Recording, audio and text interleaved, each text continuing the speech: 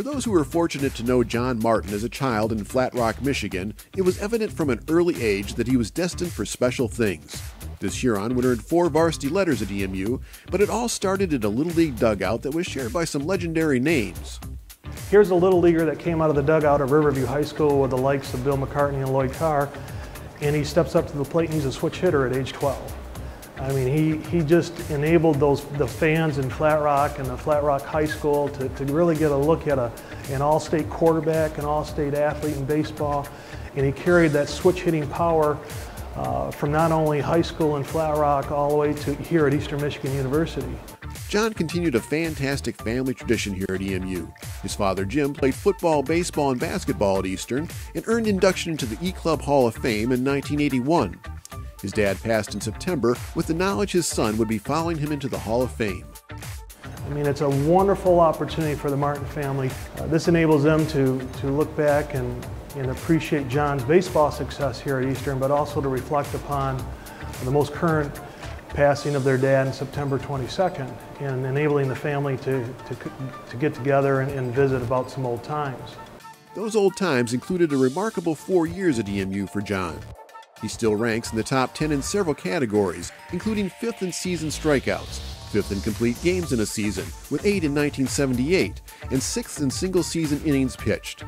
As a key contributor as a starter and reliever, he helped EMU to a 5th-place finish in the College World Series in 1975, and a 2nd-place finish in 1976.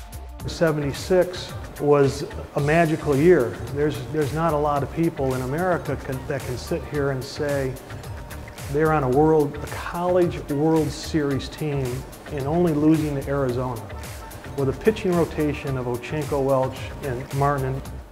As a senior in 1978, John led the pitching staff with a 6-4 record and a 1.99 ERA, helping the team to a Mid-American Conference championship and an appearance in the NCAA regionals.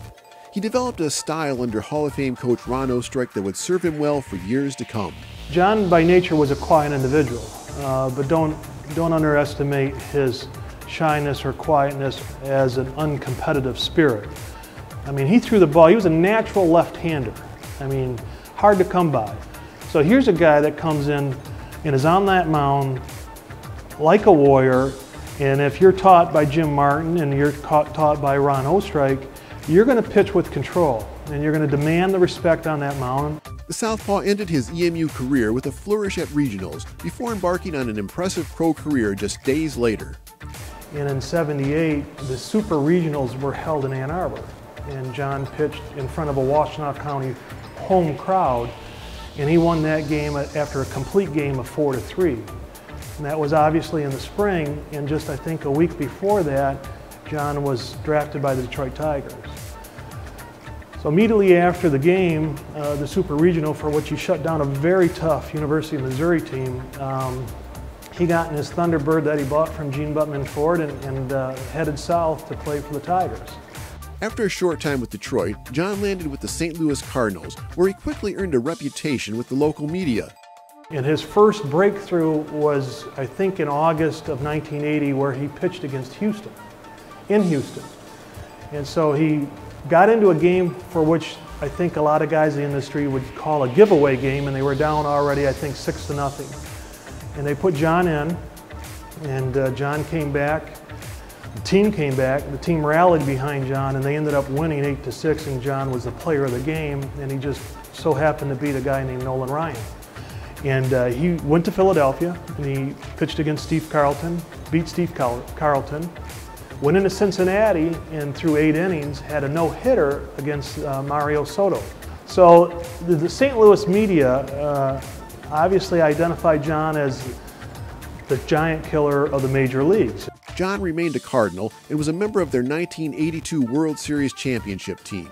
Throughout his years in pro ball, he shared the dugout with some memorable greats. And I ran across Mark Fidrich. And I again, going back to stardom through friendship, and I said, hey Mark, you might not know me, but I'm Mike Buck, I'm Johnny Martin's best friend. There was a long line of people that wanted the Bird's autograph. He said, come on, I got to take a break.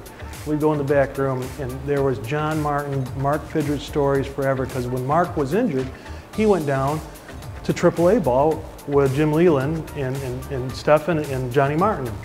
And of course they played ball, and they played great ball. They won the AAA World Series, but they also had a lot of fun. And we started to recite some of those memories, and some we can publish and speak to, and some we can't. After all the strikeouts, all the innings, and all the complete games, it's time to call John Martin out of the bullpen and into the E-Club Athletic Hall of Fame. Ladies and gentlemen, John Martin.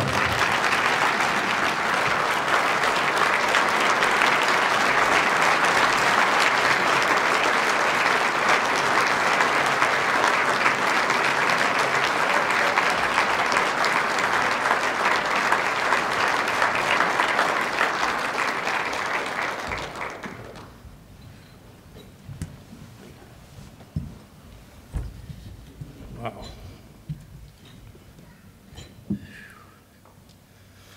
That's pretty nice, Mike. You're a little bit off, but I'm going to let that slide, kind of like I did with my professors and their grades they mismarked on my cards. That picture of the little girl in the truck, that was my daughter. She couldn't make it. She was too busy texting. No, really, she's in Tampa and just called me on my phone, but I didn't want to turn it up too loud for you. A little nervous. Recovering from some surgery. And my mom, Mar, sister Jan, girlfriend Gina, they all come in from Florida. They've been a super support. Helped me get my health back. My brother came in from Arizona. He's going to hand me that plaque he handed to our dad 30 years ago. So it's a pretty big day for our family.